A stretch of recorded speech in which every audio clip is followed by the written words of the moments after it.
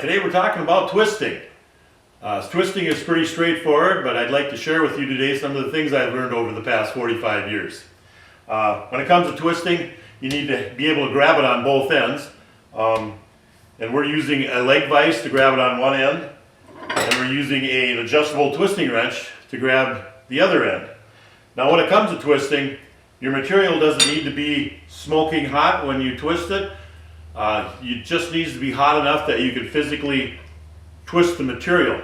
But what's important is your heat needs to be consistent throughout the whole twist, because if it's hotter in one spot, it's going to twist faster there. So now when it comes to doing a twist, you have a couple of options. And I like to watch a lot of YouTube videos on blacksmithing, and I see people twisting their material vertically, sticking it in the vise like this, grabbing it out on the end of the jaw. I don't like to do it that way for a couple of reasons. One is the jaws on a leg vise don't stay parallel, and grabbing your material out on the end like this is really hard on the threads. If you want to do it that way, that's fine, but you should be using a vise spacer that you can put on the opposite end of the jaw. And now when I grab my material, these jaws stay parallel, and now you can tighten this down and get a good hold. And now you can grab your wrench up here and you can start twisting. But the reason I don't like doing it this way is because I have no way of controlling this twist. You can heat this area up, and you can certainly twist this and end up with a twist, but it's going to be pretty hard to control it. And what I look for in a twist is consistency. When I'm doing a twist, I like to see the twist consistent from one end to the other. This is another example of a little looser twist, but it's consistent from one end to the other. This is an example of what I would consider a bad twist, because it's tighter in the center.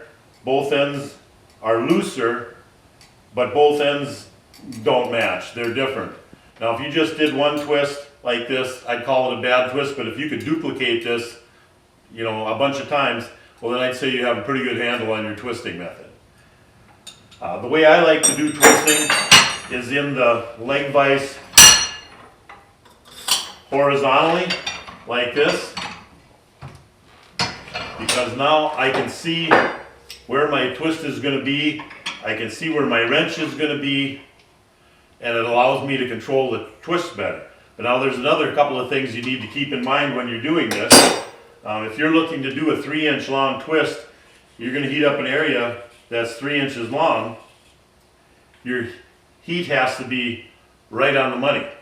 If you want to get a 3-inch long twist, and you can grab it out here and start twisting, and you'll end up getting it twisted, but you'll have a hard time keeping it consistent. So what I like to do, if I need a 3-inch long heat, I'm going to heat up an area that's probably 6 inches long. It can heat up this whole area right here. And now I can put this in the vise. I can take some of that heat and put it in the vise. And some of this heat will extend past my wrench. And now I can start twisting. And the reason I do that is because the vise is cold and the twisting wrench is cold, and they're going to be cooling off the material at a point right here and a point right here. So they will twist slower than the center part. The center part is going to remain hotter, and that'll twist faster. Which brings me to another thing you should have when you're twisting is a little water can or a bottle with water in it, and a little wire brush, so that when I start twisting this, I can take my wire brush and get rid of the scale, and I can take my water can and pour just a little bit of water on the center of this twist, or wherever it's twisting faster, and that allows me to control my twist. If I need a twist of a certain length, I can use a measuring stick like this piece. I can put a mark on here, say 3 inches, and now I can line my wrench up with that, and I can have a twist that's exactly 3 inches long. So let's go heat up a piece of iron and do a twist.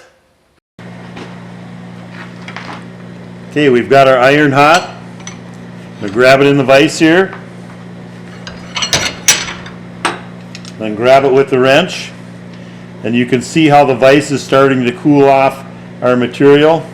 I'm going to start twisting nice and easy, and that scale is forming, so we're going to just take the wire brush and cool that off. And now I'm watching my twist, looking at the center part here, right along in here.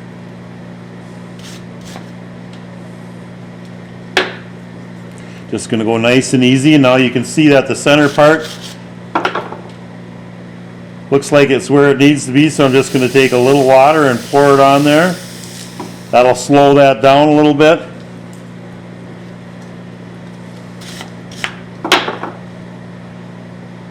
Now I need to cool that part off a little bit.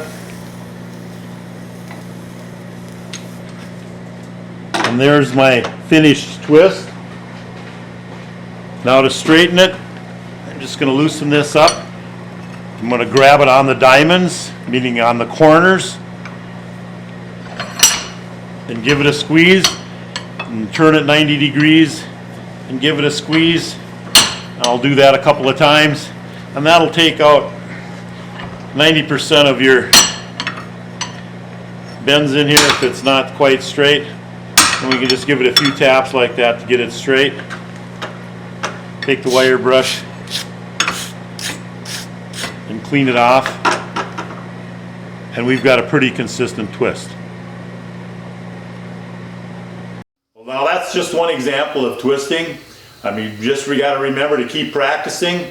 And with twisting, you're only limited by your imagination. If you do have any questions about twisting, feel free to contact us at Ken's Custom Iron. And thanks for watching. Oh, and don't forget to subscribe.